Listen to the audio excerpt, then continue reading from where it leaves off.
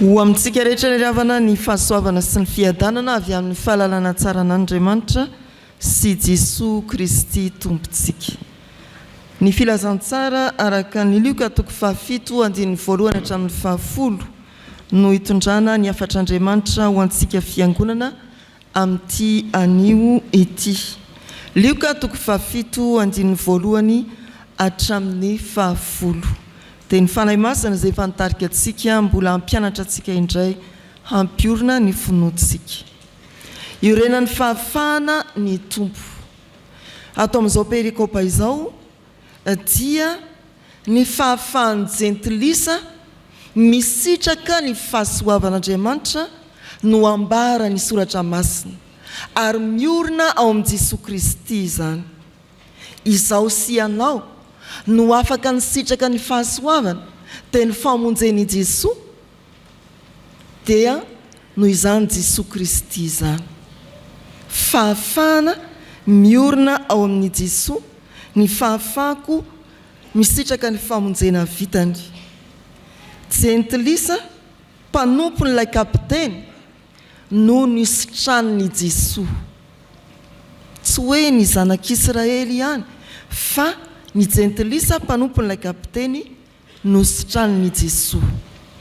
Ity fanasitranana ny mpanompon'ilay kapiteny ity ravana dia ohatra iray amin'ny fahafahan'ny jentilisa tokoa mandray sy miaina ny fahasoavan'Andriamanitra. Ny voamariketo ny mamelona ny tantara ato amin'ity perikopa ity dia lehilahy avokoa, raim-pianakaviana.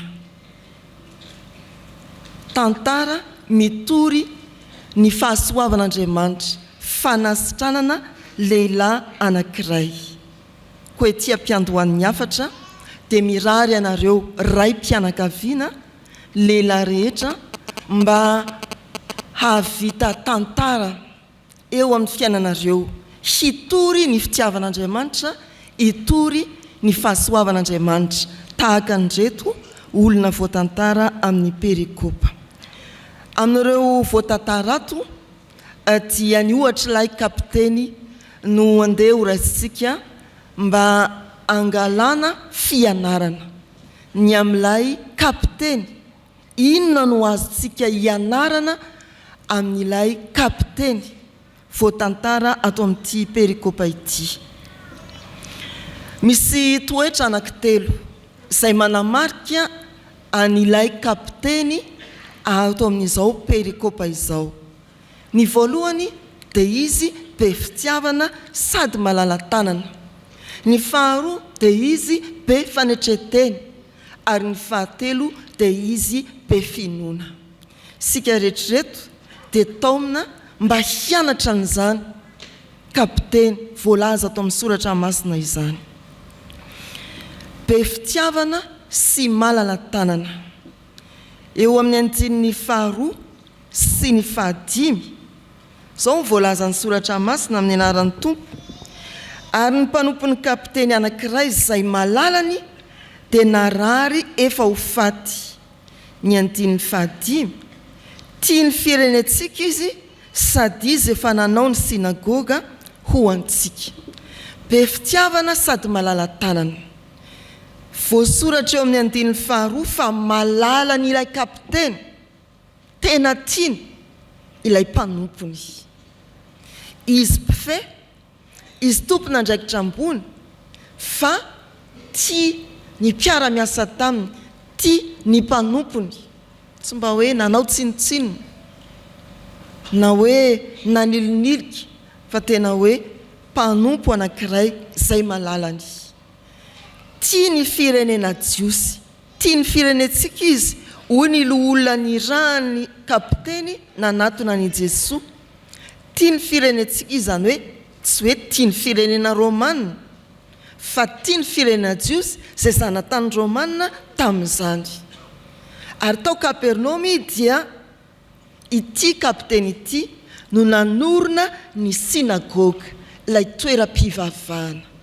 Fitiavana ve ohatran'izany, fahalalan-tanana ve ohatran'izany, nanana ny fahefany teo amin'ny fanjakana ilay kapiteny mpifeny miaramila romanina fa tia ny firenena jiosy, tia ny mpanompony, na lala-tanana na vita nanorina sinagoga, zany hoe trano fivavahana tao Kapernaomy, fivavahany jiosy zany ry havana. Toetra n'ilay kapiteny hianarantsika be fitiavana sy malala-tanana. Indraindray ry havana eny amin'ny fiarahamonina ary voamarika ny atokantrano, ny raim-pianakaviana dia sarotra atonina. Na angataka penina ary ny zanany dia atao hoana reny fangataka penina amin'ny dady? Lany ny vola ao atokantrano dia ohatran'iny raha matoy teny hoe lany ane le vola, fa inona daholo? Sahady ve? Na hoe ando saram-pianarana tsy manam-bola? Indraindray ny raim-pianakaviana ny atokantrano dia tahaka izany, fa misy koa raim-pianakaviana tena be fitiavana sy malala-tanana tahaka n'ilay kapiteny. Tao ankohonany ilay mpanompo ary teny amin'ny fiarahamonina dia voamarika ny fitiavany, ny firenen-kafa, ny fahalala-tanany. Ry havana malala, mianara n'ilay kapiteny mba ho olona tena be fitiavana sy malala-tanana, tsy hoe manam-pahefana ihany fa manam-pitiavana ary malala-tanana koa. Ho an'ny raim-pianakaviana dia ho raim-pianakaviana be fitiavana sy malala-tanana amin'ny toerana rehetra sy amin'ny fotoana rehetra isika. Ny toetra faharoa efa voalaza teo dia ny fanetretena n'ilay kapiteny. Rehefa narary ny mpanompony dia nangataka tamin'i Jesosy izy ao Mateo 5 dia tsy naniraka aloholona izy fa izy no nanatona ka nitaraina tamin'i Jesosy. Nitaraina tamin'i Jesosy, naka ny toeran'ny mpangataka, mahatsiaro hoe tsy vitako ny hitsabo ny mpanompoko, misy zavatra tsy haiko fa i Jesosy no mahay azy. Be fanetretena, fa tsy hoe izay ihany ny sehoan'ny fanetretenany, fa ilay teniny manao hoe tsy mendrika hidiranao ambany tafitranoko aho. Sika mpandray fanasan'ny tompo dia miteny izany eo amin'ny fotoanany fandraisany, fanetretena, tsy mendrika hidiranao ambany tafitranoko aho. Ianao ve ny androso any an-trano? Ohatrany tsy mety, tsy mendrika an'izany aho, ary za koa dia tsy mendrika ny ankeo aminao. Sasa foana hoe anatony, fa tena nanetretena, tsy mendrika. Zany ry havana ny fanetretena tao amin'ity kapiteny ity. Ny mpino dia mametraka ny tenany eo ambany tana maherin'Andriamanitra ary amin'izay no hanandratan'Andriamanitra azy. Tsy manandra-tena fa manetretena eo an-trehan'Andriamanitra ary Andriamanitra no manandratra azy. Manetretena eo ambany tana maherin'Andriamanitra dia hanandratra anareo izy. Ny mpino dia tsy mizaozao fa manetretena, tsy sasay foana anatona an'Andriamanitra fa tena amin'ny fanetretena lalina no anatonana an'Andriamanitra. Lehilahy tena manana fanetretena any atokantrano, ny raim-pianakaviana feno finoana. Lehilahy tena manana fanetretena any am-piasana, ny raim-pianakaviana feno finoana, manana fanetretena aty anivon'ny fiangonana koa. Fa misy lehilahy tsy mahay mipetraka eo ambany tana maherin'Andriamanitra. Toa tehaka ny toeran'Andriamanitra azy izy. Tadidio ao amin'ny Genesis 3, rehefa azo mpakapanany amin'izany ny zanak'olombelona dia nitotongana ny fiainany mandraka ankehitriny. mianara n'ilay kapiteny hanana fanetretena, tsy hoe manam-pahefana mpizaozao ka mpanao herisetra amin'ny vahoaka tsy mandady arona satria manana fahefana, fa manana fahefana feno fanetretena. Dia ho raim-pianakaviana manetry tena eo anatrehan'Andriamanitra, ho raim-pianakaviana manetry tena any tokantrano sy eo amin'ny andraikitra izay nomenanao aneanao. Ny fahatelo ry havana dia raim-pianakaviana be finoana.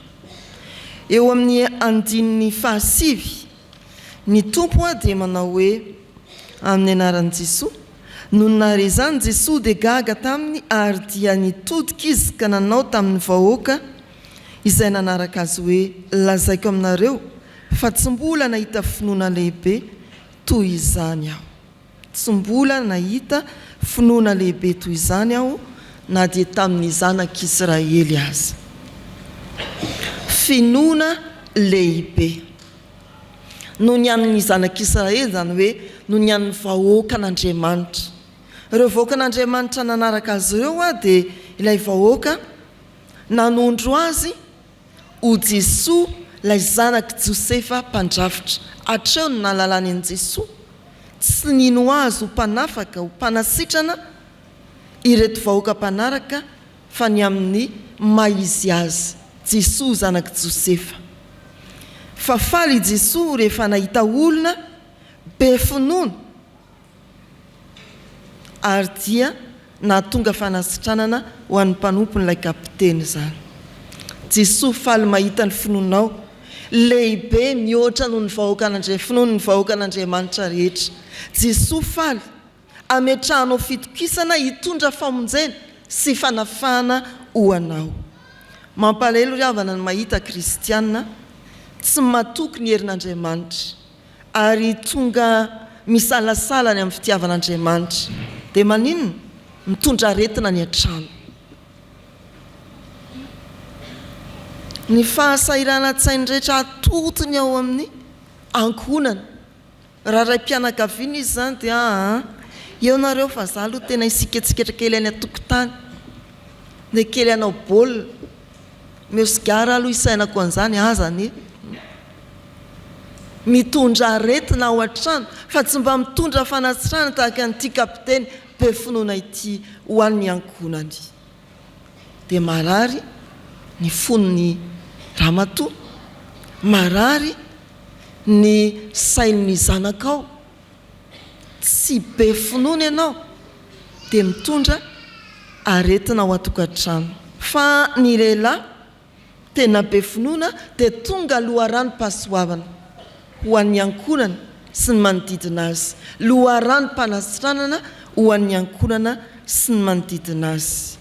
Ny antso fahatelo ry havana dia ny hoe mianara n'ilay kapiteny tsy manam-pahefana manampatra ny fahefana ka mampangirifiry ny manodidina azy, fa manam-pahefana be finoana mitondra fanasitranana ho an'ny manodidina azy. Tsy ny ankonany ihany fa ny mpiara-miasa toy ilay mpanompo ny kapiteny sy ny fiarahamonina. Anio ary manatona ny Jesosy.